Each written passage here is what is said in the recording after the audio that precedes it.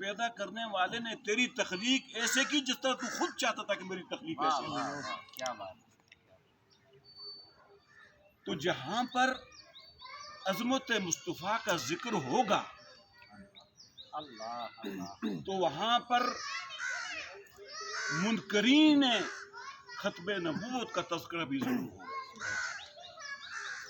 میں سب سے پہلے جو فیصل آباد کے اندر جو واقعہ ہوا ہے اس کی اپنی طرف سے اور پورے مسلمان امت مسلمہ کی طرف سے اس کی میں مذمت کرتا ہوں. یہ ایک ایسا مسئلہ ہے کہ یہ تمام امت مسلمہ کے اندر مشترک مسئلہ ہے without discrimination of any school of thought. یہ مشترکہ مسئلہ ہے, یہ مسلمانوں کے دلوں کے اندر پیوست مسئلہ ہے. تو اللہ کا قرآن جو ہے اس میں رب کائنات ارشاد فرماتے ہیں وَمَا كَانَ مُحَمَّدٌ آبَاءَ أَحَدٍ مِّن رِجَالِكُمْ وَلَٰكِن رَّسُولَ اللَّهِ وَخَاتَمَ النَّبِيِّينَ. اے لوگو, محمد مصطفیٰ صلی اللہ علیہ وسلم تم مردوں میں سے کسی کے بھی باپ نہیں مگر کیا ہے وَلَٰكِن رَّسُولَ اللَّهِ وَخَاتَمَ النَّبِيِّينَ, لیکن اللہ کے رسول ہیں اور آخری نبی ہیں اور ان کے بعد کوئی دوسرا نبی آنے والا نہیں ہے. یہ قرآن کی آیت. دوسری جگہ میں حضرت محمد مصطفیٰ صلی اللہ علیہ وسلم اپنی حدیث میں یہ فرماتے ہیں انا خاتم النبیین ولا نبی بعدی, میں نبیوں میں سے آخری نبی ہوں اور میرے بعد کوئی دوسرا نبی آنے والا نہیں ہے. لہذا حدیث جو ہوتی ہے, حدیث نبی کی حدیث جو ہوتی ہے وہ قرآن کی تشریح ہوتی ہے, اور نبی جو اپنی منہ سے مبارک سے جو بات کہتے ہیں وہ اپنی مرضی سے کچھ نہیں کہتے, وہ اللہ کا حکم ہوتا ہے, اللہ کی وحی ہوتی ہے. قرآن کہتے ہیں کہ وَمَا يَنطِقُ عَنِ الْهَوَىٰ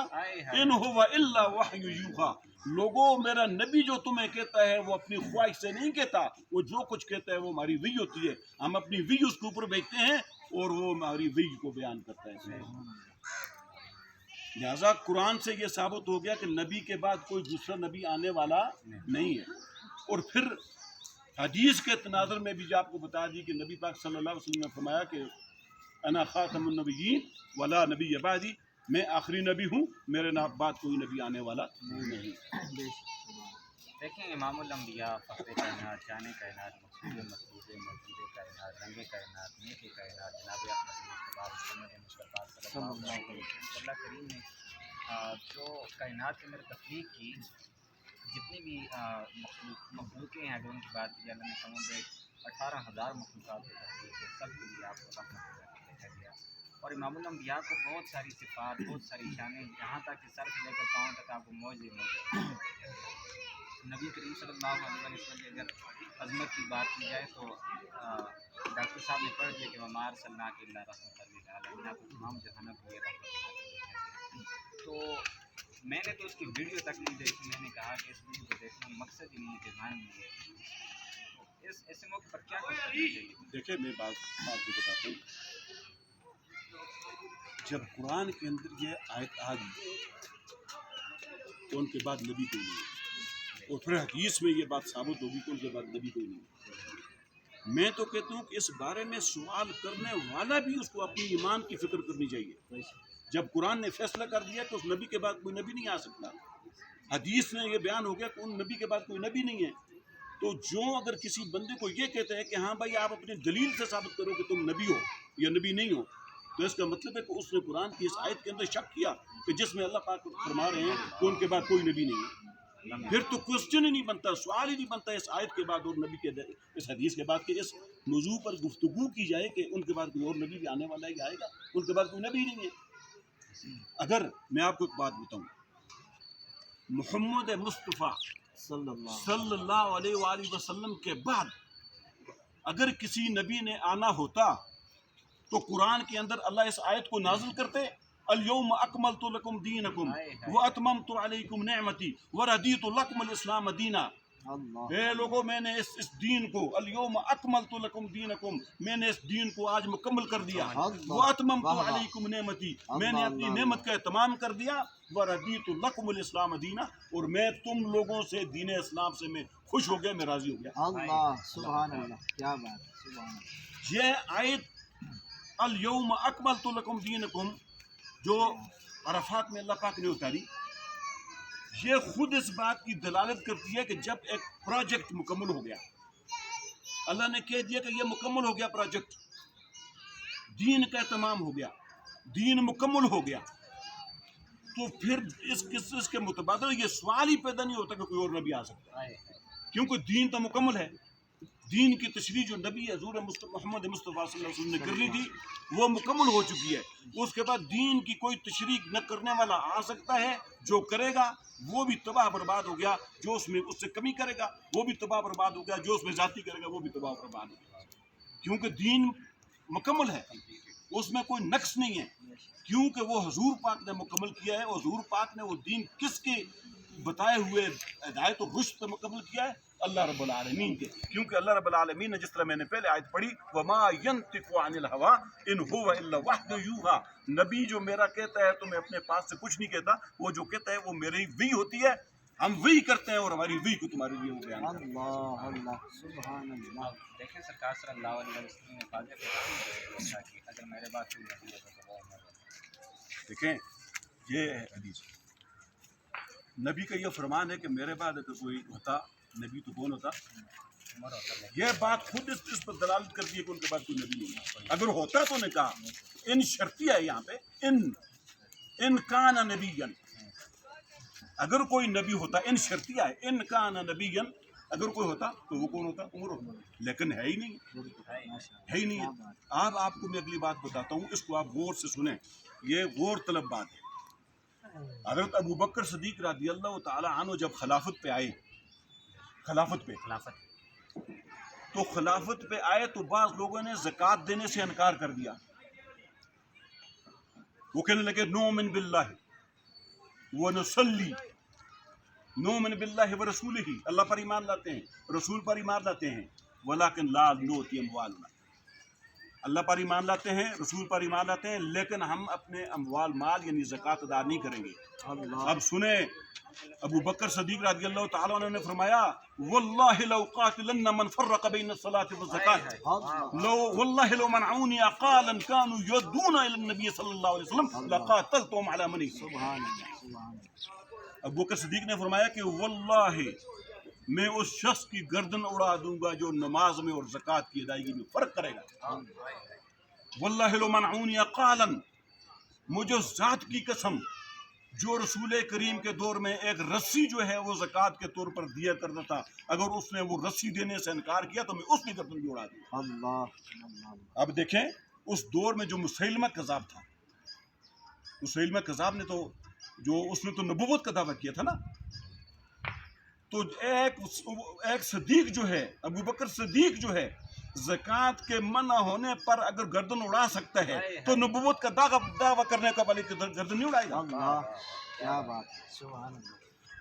جب زکوٰۃ اور نماز کے درمیان فرق کرنے والے میں جو فرق کرے گا تو ابو بکر صدیق نے کہا کہ میں اس کی گردن اڑا دوں گا لو قاتلن من فرق بین الصلاۃ والزکاۃ واللہ لو منعونی اقالا جس نے وہ ایک رسی بھی جو رسول کریم کے دودھ میں دیتا تھا اس سے بھی اگر انکار کیا تو میں اس کی گردن بھی اڑا دوں گا تو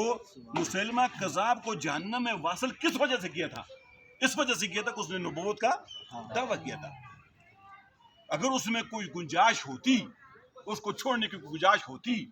تو حضرت ابو بکر صدیق جن کے بارے میں کائنات اور محمد مصطفیٰ صلی اللہ علیہ وسلم فرماتے ہیں لو وزن ایمان ابی بکر بالایمان الامہ لرجح ایمان ابی بکر ایک ابو بکر کے ایمان کو پوری کائنات کے پوری امت کے ایمانوں کے ساتھ اگر تولا جائے ابو بکر کے ایک کے اکیلے کا ایمان جو ہے وہ سب امت پہ بھاری ہوگا ساری امت پہ بھاری ہوگا اگر کوئی گنجائش ہوتی ترک کرنے کی چھوڑنے کی اس کو تو مسلمہ کذاب کو جنت میں واصل کبھی نہ کرتے لہٰذا یہ جو ڈرامے ہر 6 مہینے بعد ہر سال بعد جو ڈرامے ہوتے ہیں ہم اس کی پرزور مذمت کرتے ہیں اور ہم یہ بھی کہتے ہیں کہ یہ حکومتی سطح پر یہ لوگ جو ہیں یہ ہوش کے ناخن لیں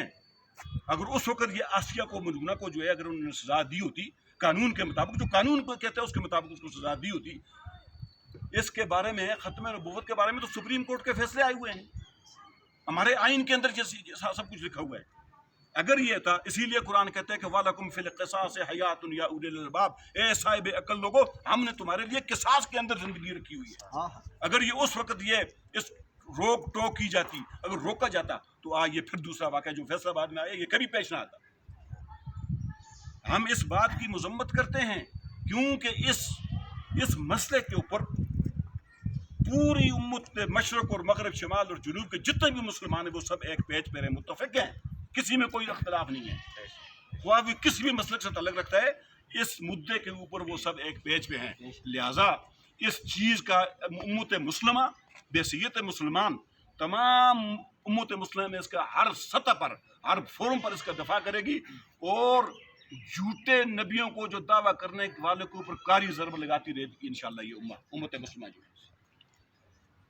بالکل جی، نبوت کے دعوے دیکھنے والے بہت ملے، خدائی دعوے کرنے والے بہت ملے، لیکن آج پھر بعد میں کشتی کرنے لگا ہوں کہ آج تک بڑے بڑے دعوے کرتے ہوئے نظر آئے، لیکن آج تک یہ حسین ہونے کا دعویٰ نہ کر سکے۔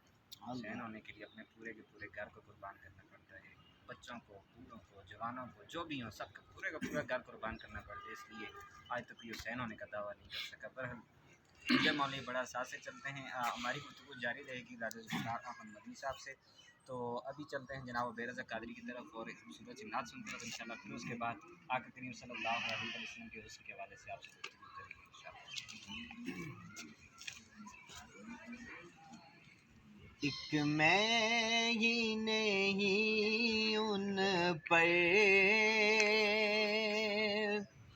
قربان زمانہ ہے، ایک میں ہی نہیں ان پر قربان زمانہ ہے، جو رب دو عالم کا محبوب یگانہ ہے، جو رب دو عالم کا محبوب یگانہ ہے، اور کل پل سے ہمیں جس نے خود پار لگانا ہے، کل پل سے ہمیں جس نے خود پار لگانا ہے، زہرا کا وہ بابا ہے، حسنین کا نانا ہے، زہرا کا وہ بابا ہے، حسنین کا نانا ہے، ایک میں ہی نہیں ان پہ قربان زمانہ ہے، اور آؤ در زہرا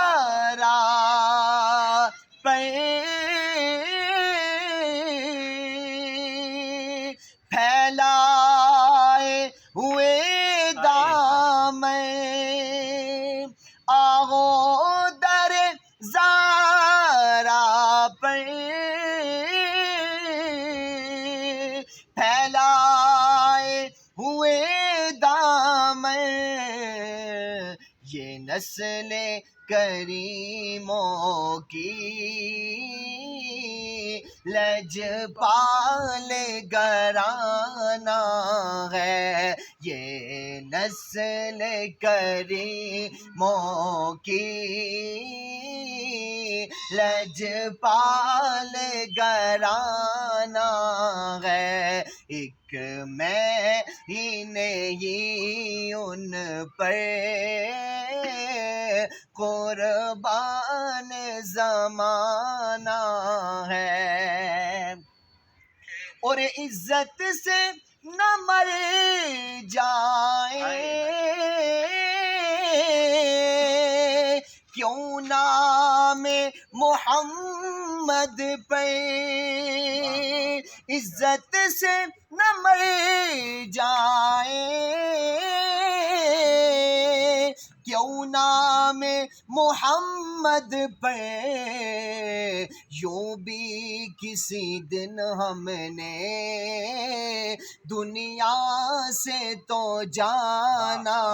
ہے، ایک میں ہی نہیں ان پہ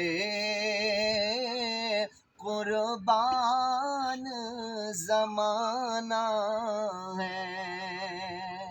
ماشاء اللہ جی، جزاک اللہ، بہت ہی خوبصورت انداز میں جناب بلبل قادری مدینہ بیرز قادری جو ہے خوبصورت حاضری پیش فرما رہے تھے۔ اللہ کریم رشتے برکتیں عطا فرمائے۔ اور رمضان مبارک کا آخری اشرا ہے، بڑی تیزی کے ساتھ گزرتا جا رہا ہے۔ آج 25واں روزہ ہے اور 25واں روزہ بھی اختتام کو پہنچنے لگا ہے۔ کچھ لوگ اعتکاف میں بیٹھے ہوئے اللہ کے مہمان بنے ہوئے ہیں۔ تو ایک روایت میرے سامنے آ رہی ہے جو میں پیش کرنا چاہوں گا کہ ایک صحابی رسول اللہ کہتے ہیں، یا رسول اللہ صلی اللہ علیہ وآلہ وسلم، قیامت کب قائم ہوتی ہے؟ ہمیں سوچنا چاہیے کسی وقت بھی بندہ اس دنیا سے جا سکتا ہے، کیونکہ آپ روزانہ دیکھتے ہیں حادثات ہوتے ہیں، پر زندگی کا کچھ بھی نہیں پتہ، کسی وقت بھی موت کا فرشتہ حاضر ہو سکتا ہے۔ صحابی رسول اللہ علیہ یا رسول اللہ صلی اللہ علیہ وآلہ وسلم، قیامت کب قائم ہوگی؟ تو آپ صلی اللہ علیہ وآلہ وسلم اس کی طرف دیکھتے ہیں، صحابی سوال کرنے والے تیاری کیا کر رہے تھے، سوال قیامت کا کر لیتے ہیں۔ تو صحابی رسول جواب دیتے ہیں، یا رسول اللہ صلی اللہ علیہ وآلہ وسلم، میرے پاس کوئی بھی نیکی نہیں ہے۔ اب سوال قیامت کا بندہ کر رہا ہو، جنت کا دوزخ کا سوال کر رہا ہو، اور پھر اس پر سوال بندہ کرے قیامت کب قائم ہوگی، اور صحابی رسول کہتے ہیں میرے پاس نیکی بھی کوئی نہیں ہے۔ تو آپ صلی اللہ علیہ وسلم نے ساتھ فرمایا نیکی کوئی نہیں تو پھر کیا بات ہے، حالانکہ وہ جو صحابی رسول تھے ان کے پاس نماز، روزے، صدقات، خیرات، حج، عمرہ، دیگر عبادات جو تھیں ان کے پاس موجود تھیں، لیکن کسی چیز پر انہوں نے ناز نہیں کیا۔ اور آخری چیز انہوں نے کہا، یا رسول اللہ صلی اللہ علیہ وآلہ وسلم، میرے پاس صرف فقط دو چیزیں ہیں جن پر مجھے یقین ہے کہ بروز محشر میرے لیے یہ بخشش کا سبب بن جائے گا۔ کہا وہ دو چیزیں کون سی ہیں؟ کہنے لگا میں اللہ سے پیار کرتا ہوں، اللہ کے رسول نبی حبیب سے پیار کرتا ہوں، یہ دو چیزیں میرے پاس ہیں، میرے نجات بن جائیں گے۔ تو ہمارا ختم نبوت پر ایمان ہے، ہونا بھی چاہیے۔ اور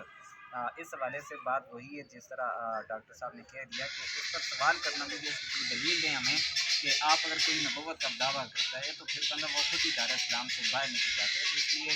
سوال پوچھنے کی ضرورت نہیں ہے۔ جو ویڈیوز آئیں ہمیں سوچنا چاہیے اور ہمیں بھی آخر کی طرف غم کرنا چاہیے، فکر کرنی چاہیے کہ دنیا کس طرف جا رہی ہے اور کس طرح دنیا تباہ و برباد ہو رہی ہے، کس طرح کے معاملات سامنے آ رہے ہیں۔ نبی کریم صلی اللہ علیہ وآلہ وسلم کے حسن کے حوالے سے بھی بات چیت کریں گے ڈاکٹر ذوالفقار احمد ندوی صاحب سے۔ آپ صلی اللہ علیہ وسلم کے حسن کی پیش کریں تاکہ رمضان مبارک کے وقت میں دیکھیں رسول کے حوالے سے یوسف علیہ السلام کا جو ہے آئے ہے کیا بات ہے، کائنات کے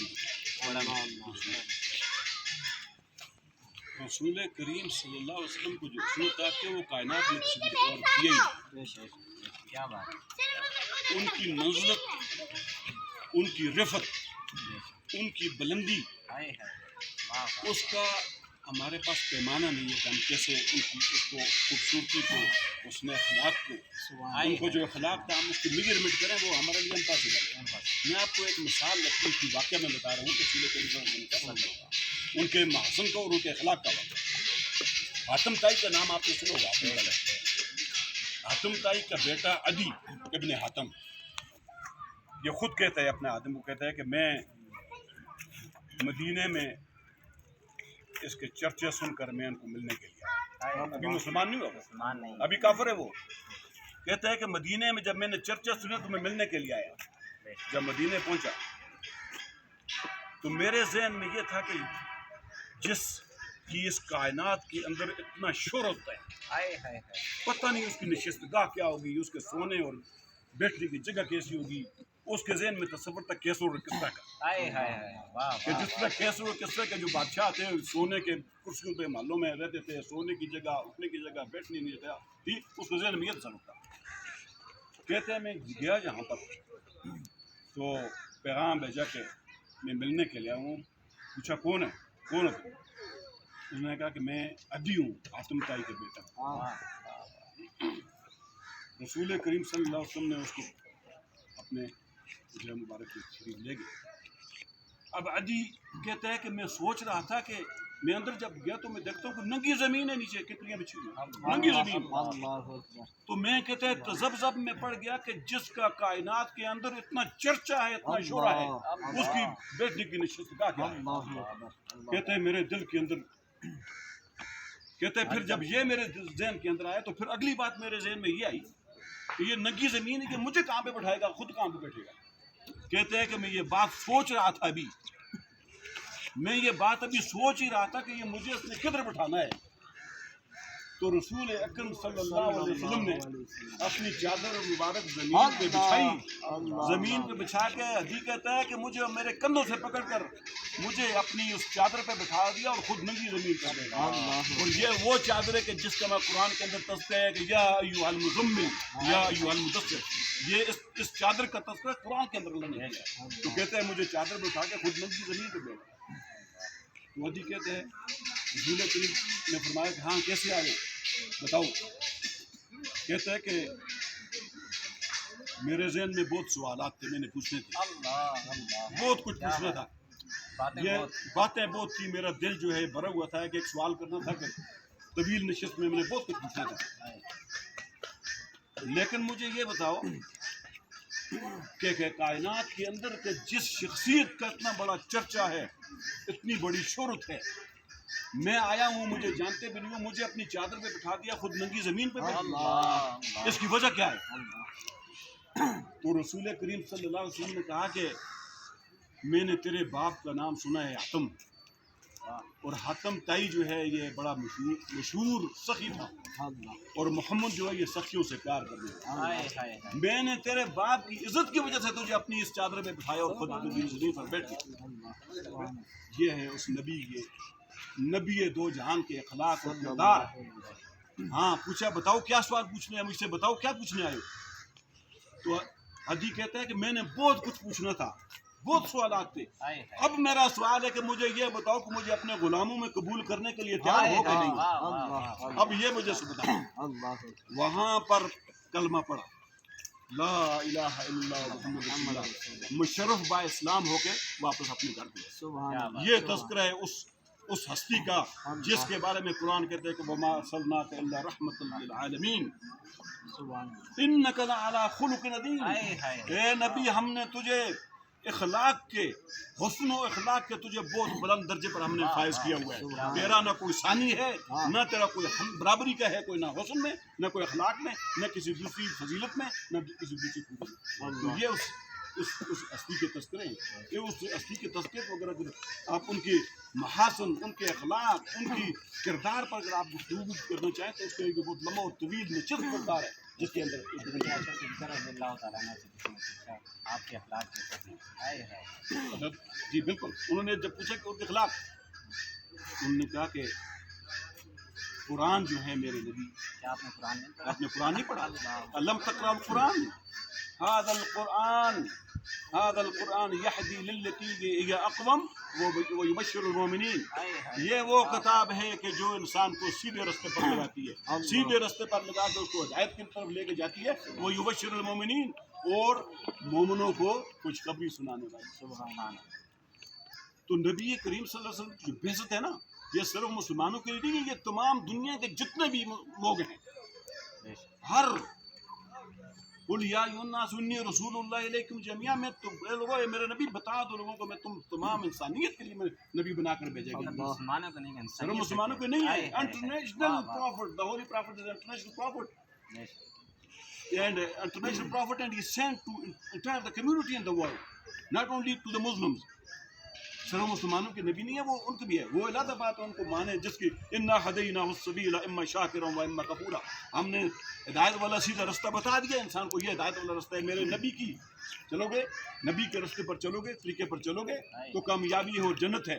اما شاکرا و اما کفورا, یا میرے نبی کا راستہ چھوڑ دو گے یا دین کا راستہ چھوڑ دو گے تو پھر وہ